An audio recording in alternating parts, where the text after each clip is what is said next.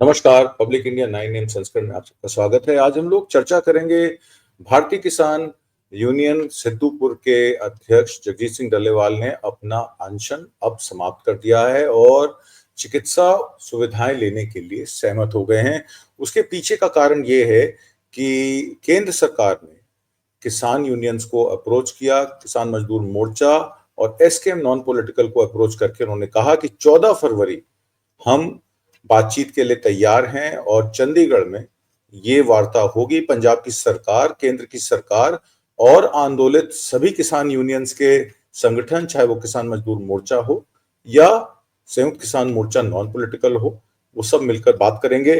केंद्र ने किसानों के साथ बातचीत के लिए आमंत्रित स्वीकार कर लिया है। डल्लेवाल चिकित्सा सहायता लेने के लिए सहमत हो गए हैं। बैठक के लिए 14 फरवरी का दिन चुने जाने के बारे में बताया। अधिकारी ने कहा कि दिल्ली में 9 फरवरी तक आचार संहिता लागू है और केंद्र बजट 12 और 13 फरवरी को पेश होना है। किसान के विरोध का गतिरोध समाप्त करने के लिए केंद्र ने शनिवार को किसानों की उनकी मांगों पर चर्चा के लिए अगले महीने बातचीत के लिए आमंत्रित किया। उनके नेता जगजीत सिंह डल्लेवाल, जो पिछले 26 नवंबर से आमरण अनशन पर थे, आधी रात के आसपास चिकित्सा स्वीकार उन्होंने कर ली है। सहायता स्वीकार करते हुए ड्रिप लग गई है। उनके साथ 111 किसान जो भूख हड़ताल पे बैठे थे, आमरण अनशन पर बैठे थे, वो और 10 किसान हरियाणा के, यानी कि टोटल 122 लोगों ने भी अपना 121 माफ कीजिएगा लोगों ने भी अपना अनशन जो है अभी फिलहाल के लिए स्थगित कर दिया है। अगर केंद्र की सरकार 14 फरवरी तक किसानों को नहीं मिलती है तो फिर ये अनशन फिर से शुरू होगा, ऐसा किसान यूनियंस का कहना है। संयुक्त सचिव प्रिय रंजन के नेतृत्व में केंद्रीय कृषि मंडल के अधिकारियों के एक प्रतिनिधिमंडल ने जगजीत सिंह डल्लेवाल से मुलाकात की और उनके संयुक्त किसान मोर्चा गैर राजनीतिक और किसान मजदूर मोर्चा केएमएम के प्रतिनिधियों के साथ बैठक करने के बाद यह सफलता पूर्वक बात हुई है। बैठक में के बाद प्रियरंजन ने एक प्रस्ताव पढ़ा जिसमें डल्लेवाल ने अपनी भूख हड़ताल समाप्त करने के लिए आग्रह किया। उन्होंने और किसान नेताओं ने 14 फरवरी को शाम 5 बजे चंडीगढ़ के सेक्टर 26 के महात्मा गांधी लोक प्रशासन संस्थान में एक बैठक के लिए स्वीकार्यता भरी है। यह निमंत्रण Jagjit Singh Dallewal, SKM non political और केएमएम के समन्वयक सरवन सिंह पंधेर को भी उसमें वो शामिल हैं। और डल्लेवाल जी की स्वास्थ्य को लेकर सरकार अब कह रही है कि हम बहुत चिंतित हैं। दोनों मंचों के नेताओं और डल्लेवाल जी से मुलाकात के बाद केंद्रीय कृषि मंत्रालय ने केंद्रीय मंत्री और पंजाब के कैबिनेट मंत्रियों के साथ चर्चा के लिए निमंत्रण दिया है। ये फरवरी 2024 में हुई बैठकों के सिलसिले में से आगे बढ़ेगा। जो फरवरी में बैठक हुई थी, जो फेल हो गई थी, उसके बाद ये अगली बैठक अब 14 फरवरी को एक साल बाद की जा रही है। हालांकि मोदी सरकार से सवाल किया जाना चाहिए कि आपको एक साल लग गया किसानों के पास उनकी डिमांड को लेकर वापस आने के लिए। और ये बड़ा एक सीरियस मामला है क्योंकि अभी तक आपने देखा है जिस तरीके से केंद्र की सरकार 2020-21 के बाद जब उन्होंने वादे किए थे कृषि बिलों के बारे में, जो कृषि बिल वापस हुए थे, उसके बाद उन्होंने कहा था एमएसपी को देशव्यापी कैसे बनाना है, इसके लिए हम एक उचित कार्रवाई करेंगे, उसको देशव्यापी करेंगे, उसको कानूनी जामा पहनाएंगे।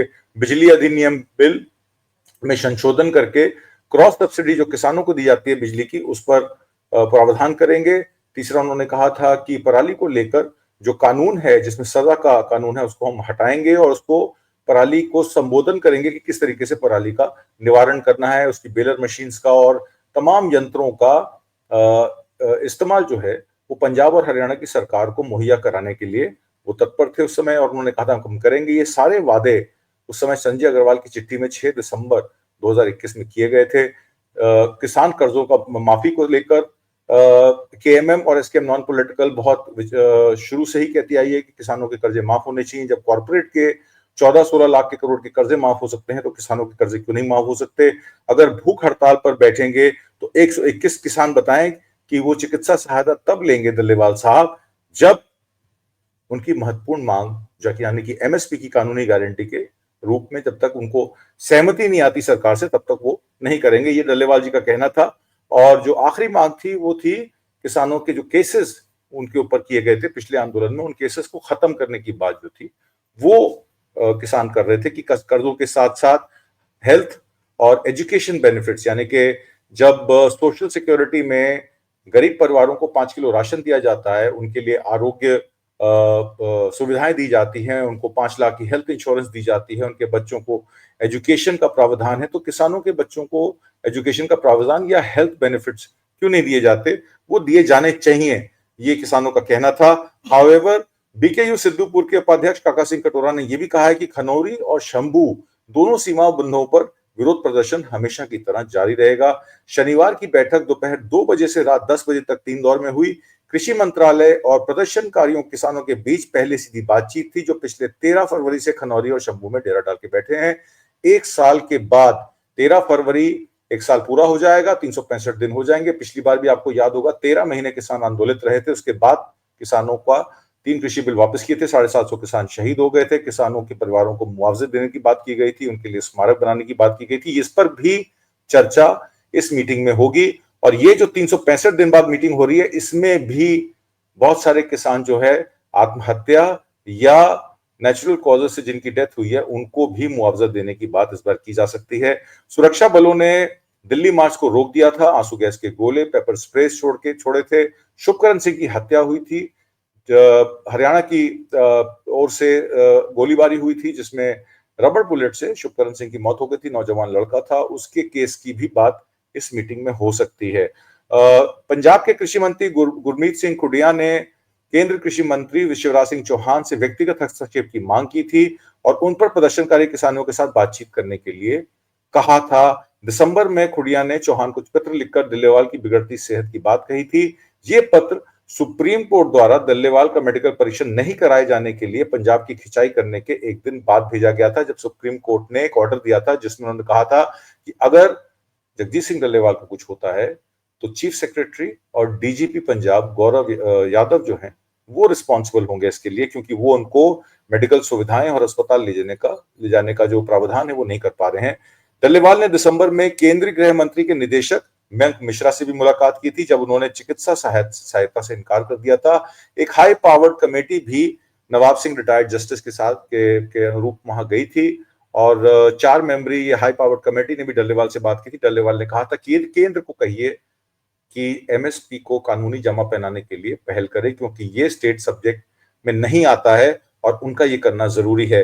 मैं आप दर्शकों को याद दिला दूं, 5 जनवरी 2022 को जब एसकेएम के निमंत्रण पर पीएम मोदी पंजाब दौरे पर बीकेयू क्रांतिकारी विरोध कर रहा था, वहां डीसी ऑफिस के बाहर उनका पुतला जला रहा था, तब मोदी फिरोजपुर के प्याराना गांव के पुल से वापस लौट गए थे। आपको याद होगा, एक रैली को संबोधित करने वो जा रहे थे।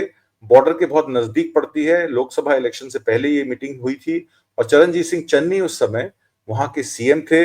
और इस संबंध में, माफ कीजिएगा, लोकसभा नहीं, विधानसभा इलेक्शन थे पंजाब के, उस समय की बात है ये, पिछले विधानसभा इलेक्शन में एक मीटिंग को संबोधन करने गए थे और वहां पर पुलिस जो थी, पुलिस ने पहले ट्रैफिक पुलिस को रोका था, इस संबंध में मामला दर्ज किया गया था।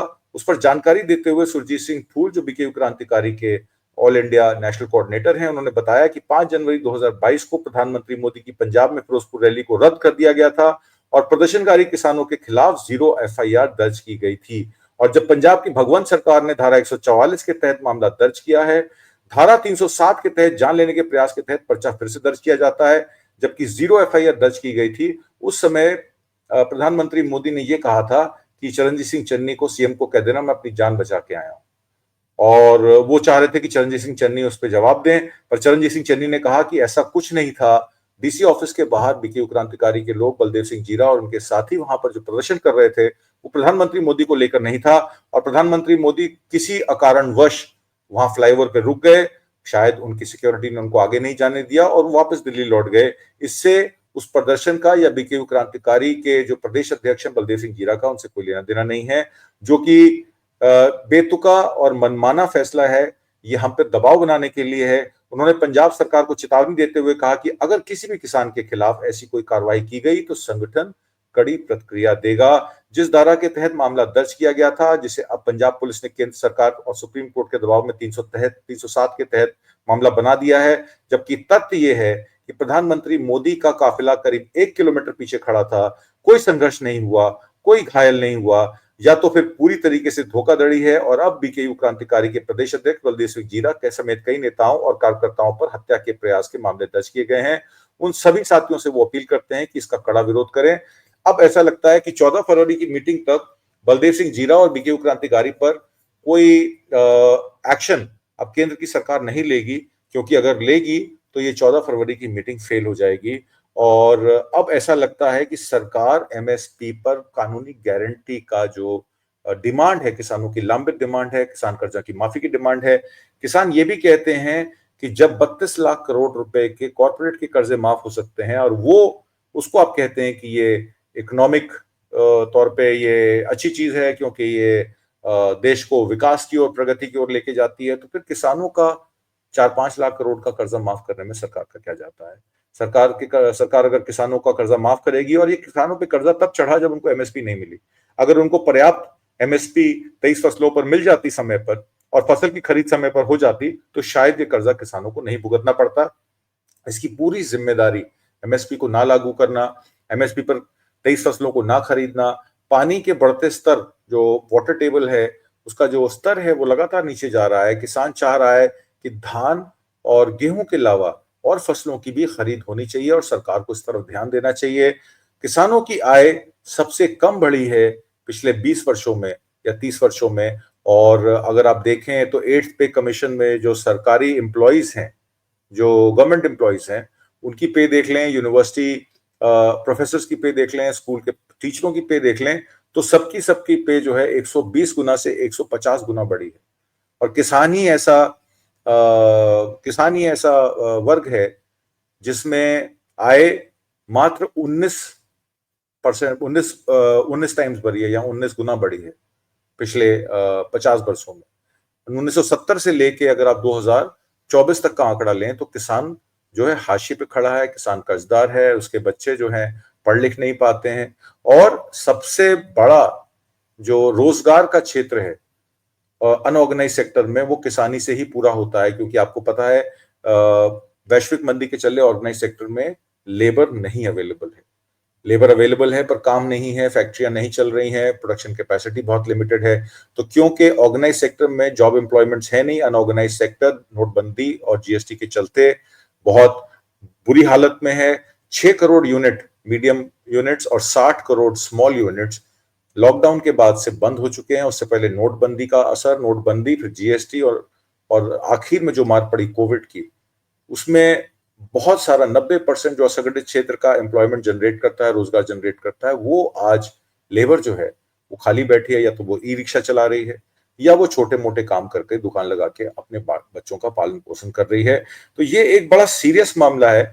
इस पर हम एक फिर प्रोग्राम करेंगे और आपको कल सुबह इस पर विस्तार से चर्चा करके आपको हम बताएंगे किस तरीके से 8वें वेतन आयोग में देश एक तरफ प्रगति की तरफ बढ़ रहा है पर किसानों को साथ लेके नहीं चल रहा। ये वही किसान हैं जो अन्नदाता हैं, जो हमारा आपका पेट भरते हैं और जो 1965-66 के दशक से ग्रीन रेवोल्यूशन में हमारी जीडीपी को बढ़ाने के लिए, देश को आत्मनिर्भर बनाने के लिए सबसे ज्यादा कार्यरत हैं।